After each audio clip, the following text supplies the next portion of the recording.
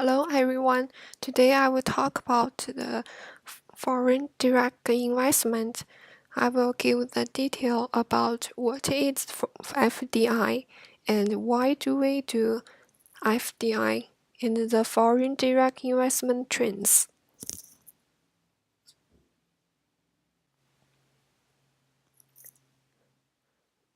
What do you know? What is the meaning of FDI? It is an investment made by a company in one country into a company in another country, and the other term, foreign portfolio investment, which means a passive investment in securities, which no active management or control of the issuing company by the investor. Let's look at the difference between FDI and FPI. FDI is more difficult to sell off, but FPI is easy to sell securities because they are the liquid. And an FDI comes from multinational organizations, and FPI come from more diverse sources. For example, a small company, pension fund, and FDI involves the transfer of non-financial assets such as technology and intellectual capital. But FPI only invests in financial assets. And FDI involved in management and ownership control. It is long-term interest, so projects are efficiently managed. But FPI no active involvement in management. Investment instruments that are more easily traded. Projects are less efficient managed. Why is FDI important for consideration of going global? The simple answer is that making a direct foreign investment allows companies to accomplish several tasks. The first, avoid foreign government pressure for local production. And second, it is around trade barriers, hidden source. And third, making the move from domestic export sales to locally based national sales. And finally, it has opportunities for co-production, joint venture with local partners, licensing, and strategic alliance. Licensing is a popular method for domestic firms to profit from foreign market without the need to sizable funds.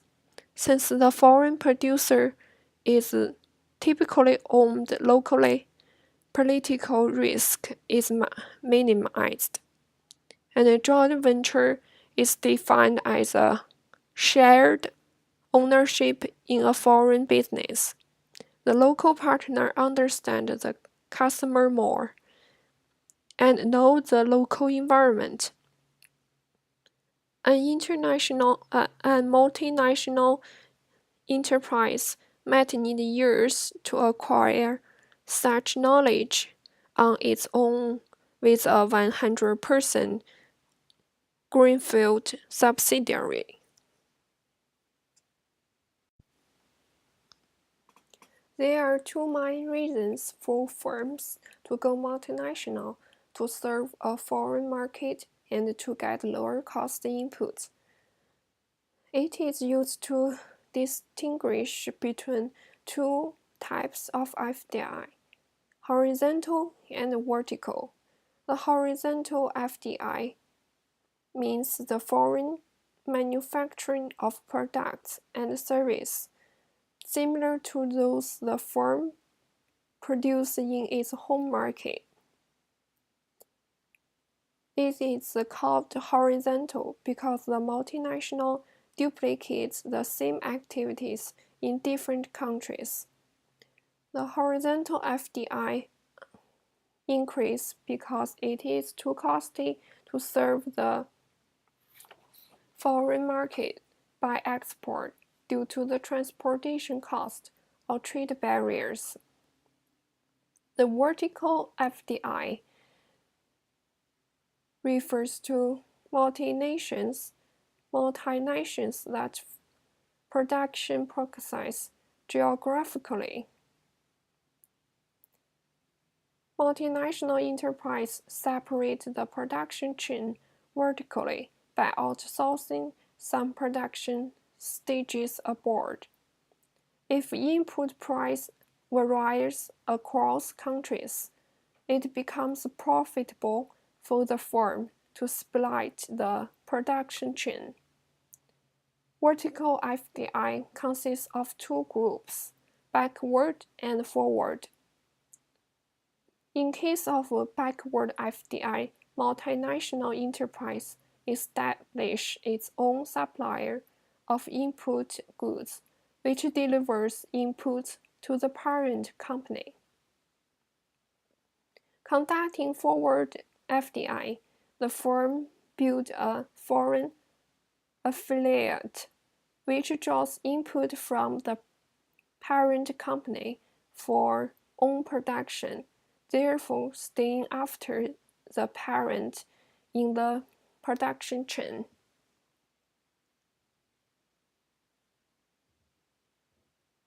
Global trend of FDI. Developing economies maintain their lead. FDI flows to developing countries reached a new high at 778 billion, accounting for 54% of global inflows. Although the growth rate slowed to 7% compared with an average growth rate over the past 10 years of 17%. Even if FDI to developed economies assume its recovery after the fall in 2012, it remained at a historically low share of total global FDI flows, 39%. Therefore, developing countries maintained their lead over developed countries by a margin of more than 200 billion for the second year running. And developing countries and transaction economies now also constitute half of the top 20 economies ranked by FDI inflows. Mexico moved to 10th place and China recorded its largest inflows and maintained its position at the second largest. FDI by transaction cooperations from developing countries reached 454 billion. Together with transaction economies, they accounted for 39% of global FDI outflows, compared with only 12% at the beginning of the 2000s. 6 developing and transaction economies ranked among the 20 largest investors in the world in 2013. Top destination regions for FDI. Asian Pacific remains the leading destination for FDI in 2013, with project recorded bringing capital investment to 184.67 billion. FDI into Europe declined in 2013, falling 12.08% to 137.26 billion on the back of a 6% decline in project number to 4,166. The UK remains the leading destination for FDI in Europe, with 796 projects recorded at a total value of 26.51 billion. Both the Middle East and Latin American and Caribbean recorded strong growth in greenfield FDI in 2013. FDI into the Middle East increased in 2013 by 43.68%, with major growth in Iraq and Jordan.